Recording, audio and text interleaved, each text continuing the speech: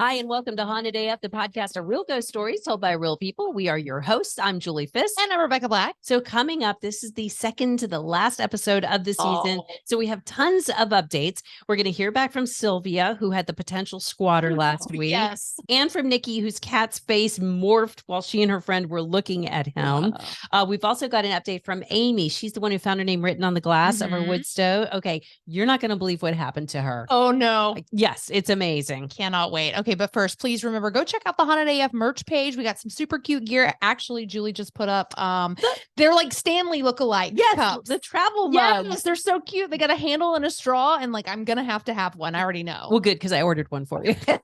You like read my mind. The only problem is they're hand wash only. Boo. I know. I saw that. I was like, I don't buy anything that's hand wash I don't only. either. But I bought those. Yeah, whatever. I mean, it's worth it, I guess. What else? Please like and subscribe to us on YouTube. We're also on Facebook, Instagram, TikTok, all the places. Just go and find us. And of course, we always need your stories. So please send those to hauntedafpodcast@gmail.com. So we're going to start this week with a guest. Yay. So we've got Alan Storer here with us. He's kind of showing us who he is by wearing his, what you call that, a jumper? Yeah, Marmot Animation Studios. Alan is the one who is doing our Haunted AF Lego videos. They're amazing. I can't tell you how happy they make both of us, Yes. Alan. So thank you. Today, in fact, Alan sent a little still image of the werewolf with the kitten, which is freaking adorable. Julie sent it to me at work and I was like, oh my God, I'm dead. It's so cute. There have been so many times that you will send something and I open it and I'll be in my car, in the grocery store, something, and I'll just scream because I get so excited about these. Okay. So first of all, how did you get started doing the Lego animation? I think it's the same as most things over the last couple of years, during lockdown. So I'm a primary school teacher and we went to teaching over Zoom or Microsoft Teams, and it gave me a lot more free time. I'd had a student teacher a year or two previously who'd bought me a little Lego Obi-Wan Kenobi as a thank you. So I sat there making, while in between classes, once I'd finished my marking and such, and just spent sort of 5-10 minutes learning how to animate him. And it kind of snowballed. And yes, now my dining room has become the studio, much to my wife's disappointment. I mean, she's thoroughly supportive, of course. I'm like, how often does she yell at you because she's stepping on Legos? Oh, she tends not to come in until I clear it every now and again. Yeah, fantastic. I didn't inherit the tidy gene, it has to be said. So what's the coolest thing you've animated so far? Well, apart from you guys, obviously. Obviously, yeah. I did the first 3 original Star Wars trailers, shot for shot. Wow. They were quite cool, but my favorite one, a friend of mine who liked what I did, they were due to have one of their wedding anniversaries during lockdown. And I sort of had a message from her going, could you do us something for our anniversary? Oh my God. Could you do a wedding themed one? She sent me a few photos from the day and I ended up recreating the entire day. It was really sweet. Apparently, big burly guy was reduced to tears on the anniversary morning. But yeah, they both absolutely loved it. So that was pretty cool. How did we find each other? Like, I'm still not quite sure how this happened. When I decided I was going to move on from copying other people's stuff to do my own, I always loved ghost stories. And I'd been listening to quite a few of the podcasts. You guys came up, Real Life Ghost Stories, The Uncanny, and Danny Robbins' stuff. I kept thinking, do you know what? Rebecca and Julie probably love these. So I seem to remember I tagged you in a couple of the little tweets or the Instagram posts, and you're like, yeah, this is cool. And I kept thinking, well, I keep raiding these podcasts for inspiration for bits of stories. And I was thinking, I could probably do some of these. Yes. But didn't want to do them without your blessing. So when you sort of dropped one of the comments, could you do ours? I was like, yeah. I'm curious, how long does it take you from start to finish? Once I'd got all the pieces together and the sets built, I can animate them fairly quickly. The Star Wars ones would take about a month because obviously I work around my full-time job. I've been on holiday for the last couple of weeks, so I could finish off the last one quite quickly. And I've got the sets mostly built for the next one, which we've kind of been teasing through the various socials. I'm so excited. Are there any stories that we've done that you'd kind of like to animate? Is there anything that stands out to you? Because I'll send you the audio. Well, I was listening to obviously the one you said, the werewolf one that you sent me, and I found the one after it, and I was intrigued by the with the ghost that doesn't react until you spot him, and then was chasing the forklift driver around. First of all, you'd have to do a forklift. Right. Can Which- you do Yeah, that I in can. your time? Yeah. Well, I can build forklift.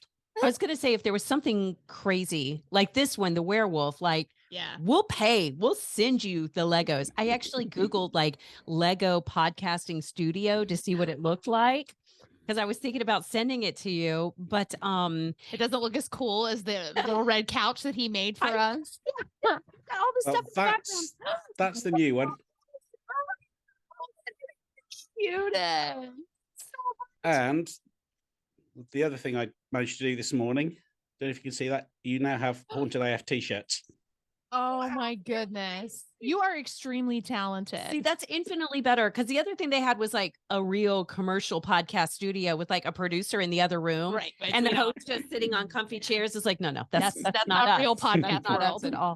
Well, I just wanted to have you on to let everybody meet you, and just to let you know how thankful and grateful we are for this, because it's so much fun, and Lord knows we all aren't paying you. So if there's anything we can do for you to promote your page, or again to buy you Legos that you can use to tell our stories, we would love it. Maybe you should start charging people for your craft. Hush your mouth, woman. What? I'm not us. After not us. Not After us. us. Once you're done I with wouldn't our dare. episode, Wouldn't dare. you can just do random Joe Blow people. Yes, like the anniversary Yeah, thing. like you should get paid for that, because I'm serious. You are so talented. Yes, you Thank really you. are. I wouldn't dare charge them, because her husband is much bigger than me. See, that's the beauty of Legos, though. We're all the same size in Lego. That is absolutely true. Well, Alan, thank you so much. Keep in touch, and I hope we keep hearing from you even after your holiday ends and you have to go back to work. Of course. Okay, you know what he should be doing What? to make a lot of money? What? Lego porn. No! Oh my God. Is that horrible? Yes, Can it you is. imagine Legos just like Stop it. Girl, okay. Last week, Yeah. okay. Remember when we had the story about the woman we couldn't tell she was wearing pants or not? Yes. So I thought it would How be could I forget that? really funny to do some sort of a naked Lego butt with that. Hilarious. Yes. So I Googled naked Lego butt. Well, of course. Girl, you wouldn't believe what showed up. I mean, it was bad. I deleted it immediately, Like bad as in Lego porn. no. Yes. It already exists. It already exists, and it's horrible. Yeah, y'all don't. Wow. It's one of those things you can't unsee. I do kind of want to Google And it though. I know everybody's going to immediately. Everybody's on their phone right now Googling it. I'm telling you, don't. You'll regret it. Wait, hold on. Are there like little tiny Lego peepees? No, I didn't see that. Okay, thank goodness. I didn't dig too deep. I just saw the, what do you The call this? action or whatever, and you're like, and I'm out. I saw the thumbnails. I saw the facial expressions. I was like, that's all I need. No, I don't. Lego. Yes, the positions. Don't do it. I'm telling you, you're going to hate yourself. So bad. All right. So here are some follow-ups. This is what Nikki said about her cat's face from episode 10 last week. If you haven't listened yet, Nikki and her roommate were experiencing things in their home, but the weirdest part was when their cat's face like shifted inexplicably. They both witnessed it and ran out of the house, found a cop who would come in and check things out for them. He found nothing. So Nikki said Jinxie's face kind of morphed into like this grayish face of a man, but it was also like it was melting and constantly moving and morphing. So I don't think I'd be able to draw a picture of it, because we were asking her to please. Like constantly moving. That means like all the features I feel like we're Like moving shifting. around. Yes. Like Yeah. that's Messed up. She also says, I was young and dumb, so I never even considered what that cop was going to think was happening. But you're probably right. Yeah, because we thought that the cop was like, yeah, I'll come back to your house. You're Hey. right. And she said we very quickly shooed him away once everything was back to normal. Shoot them Yeah, away. shoot. Okay, bye-bye, shoot. Bye-bye. Thank you. Our cat's just possessed. That's Yeah, all. right. We actually also got an update from Amy, and you might remember the story about her haunted wood stove. That's right. It had her name written on it. That Okay. was so cool. I loved that picture so much.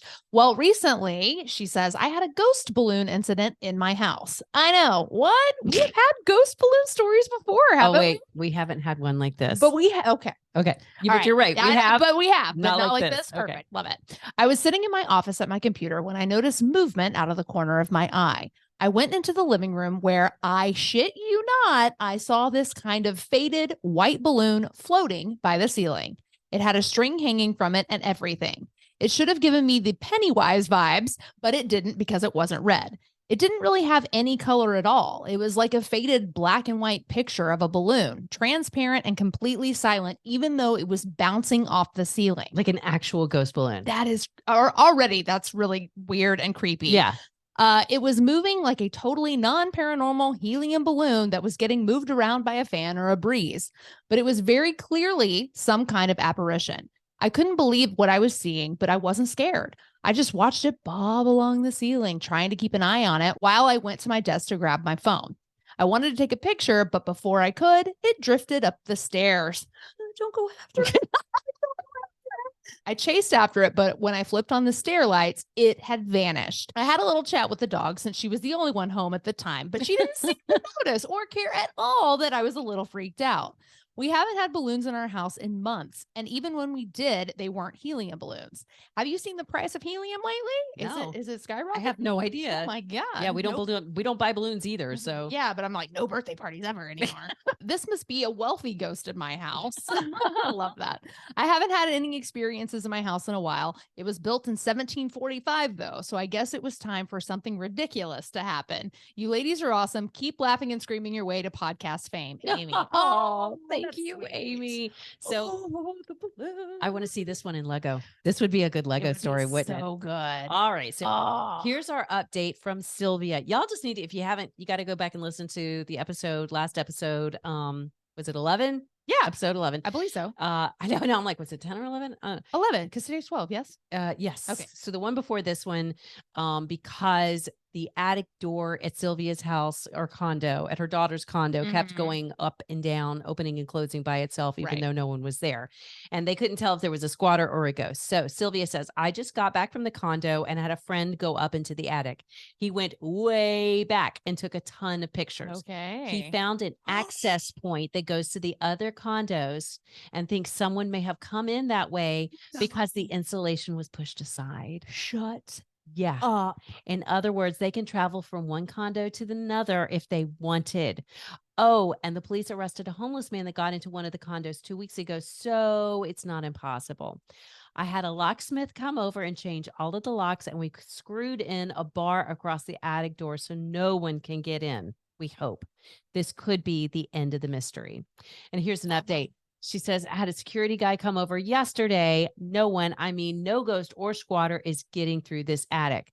But whoever or whatever came in for a visit, it sure would have been nice if they had wiped up their dirty fingerprints and scuff marks. There are disgusting fingerprints on this damn attic door. What is happening? I know. That is the update I was not expecting. I know, me neither. Oh, Oh. you might have to move. I mean, think about it. Her daughter's been out of town. What do you do when you come back home? Who knows? I just stay with my mom. Right. Yeah. Yeah. Oh, Sorry. I'd yeah. be moving in, Mom. Sorry.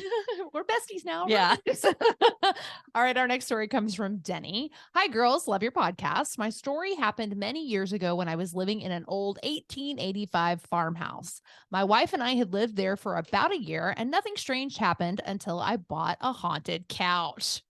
God bless you, sir. No, wait. This is creepy. All right. See, my brother's girlfriend had recently lost her brother in a fire. He'd come home wasted from a bar and fell asleep with a lit cigarette. He was a friend of mine too, and it was all very sad. His sleeper sofa survived the fire, but it wouldn't fit in his sister's apartment, so she sold it to me for $100. I was very much a night owl, so my wife would take the baby to bed and I would stay up late watching television. Not long after moving the sofa in, though, I was startled by the entire house shaking at 2 a.m. I went outside to see what had happened, but there was nothing.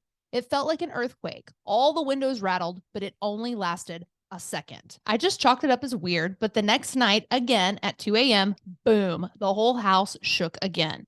I investigated again, but found nothing that could cause the shaking. This is a very rural area, right in the middle of 4 cornfields. Yeah, I'd say that's rural. Yeah. The next night at 1:55 a.m., I went outside on the porch to see if something was going on at 2 a.m. to cause this, but nothing happened. I went back to my routine, and a couple of nights later, it happened again. Now, I was starting to get strange vibes about the whole thing and decided to start going to bed at 1:55. This worked for a bit, but then one night at 1:55, I got up from the sofa, turned off the TV, and I started upstairs when the TV turned back on. I went back to the sofa and turned the TV off again. then made it about 2 steps when I heard the TV turn back on.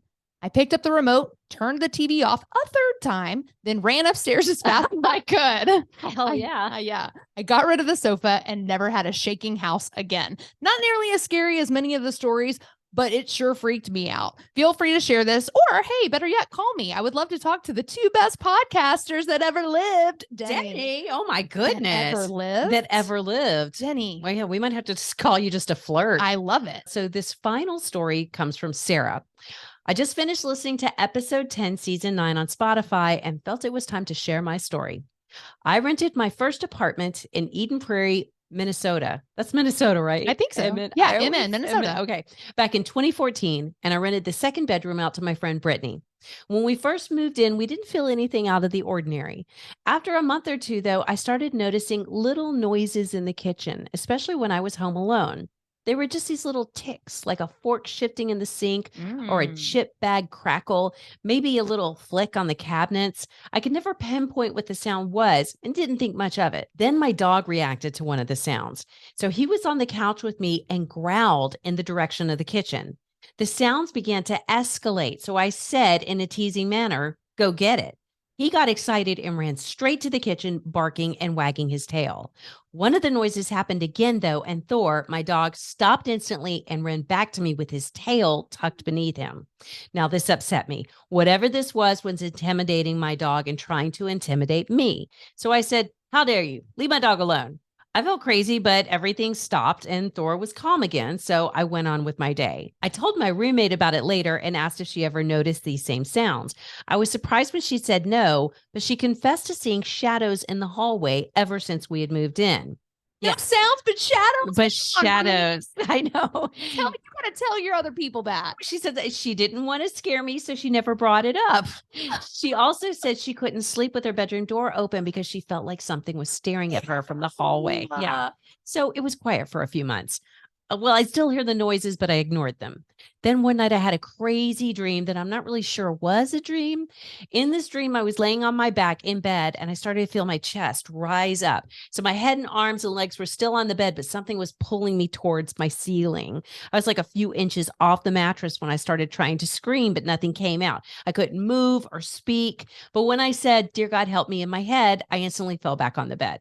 Next thing I knew, Thor was waking me up with his little huffs for his morning walk. So I told my roommate about my dream or whatever it was, and she said she had also woken up recently and been unable to move. She couldn't move her arms or roll over, so she just went back to sleep. Woke up in the morning and everything was fine, so she just blamed it on exhaustion from working late. So they're both having sleep paralysis. Not long after all of this, I lost my job. And I was home with Thor 24/7 binge watching Game of Thrones. That's nice. I started to hear the noises in the kitchen again, but there were more than usual. Thor started reacting to them as well. So I said out loud, "Leave me the fuck alone and quit scaring my dog." The noises continued. So I paused my show and just sat there listening to them. Tick, tick, tick.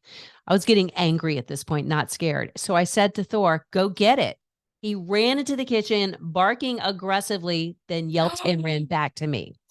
Now I'm pissed. More ticks and noises happened. So like an idiot, I said, "Oh, is that all you can do?" A few seconds passed and I heard this heavy sliding sound, then one big thud in the kitchen.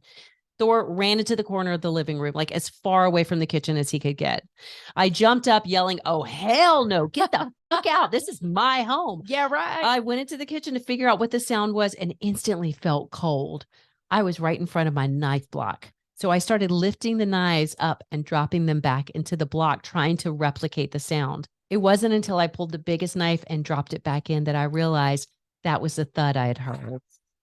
I yelled, "Oh my God, I just got chills." I yelled, "Fuck you, you piece of shit. Get out of my home." And then I sat down on the floor with Thor, took a deep breath, and I started praying for protection.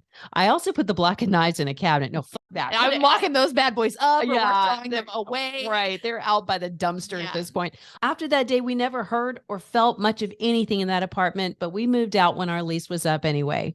By the way, as I type this and read it out loud again in my new home, I'm hearing those same noises in my kitchen No, again. you are not. They've never occurred here before. Damn it. I'm going to have to sage this place Yes, you too. will. I'll keep you posted if anything new happens. Thanks, ladies. Love you both. And that is from Sarah. Sarah. Oh, geez. Oh, please tell me you don't have those knives anymore. Please tell me you don't have that Yeah, knife I block. mean, if you do, you absolutely have to get rid of them now. Okay. And she sent some pictures of Thor. She still has Thor. He's like 14 years old now. Oh, Yes. Thor, sweet baby. So she sends this picture of like sweet happy doggy. And Yeah. then she was like, I used to take pictures of him though. Like he would stare at her from the bedroom door when she lived in the creepy apartment. Right. And she's like, I took pictures of him because he looked so scared, you know? Poor baby. So she sent those pictures, and the difference between Happy Dog and the way he looks staring in the door, Oh, damn. it's like creepy. So yeah, we're going to post those with the companion blog, guys. There's no doubt in my mind something was going on, because I always feel like animals and kids can see more than we can. Right. And when a dog like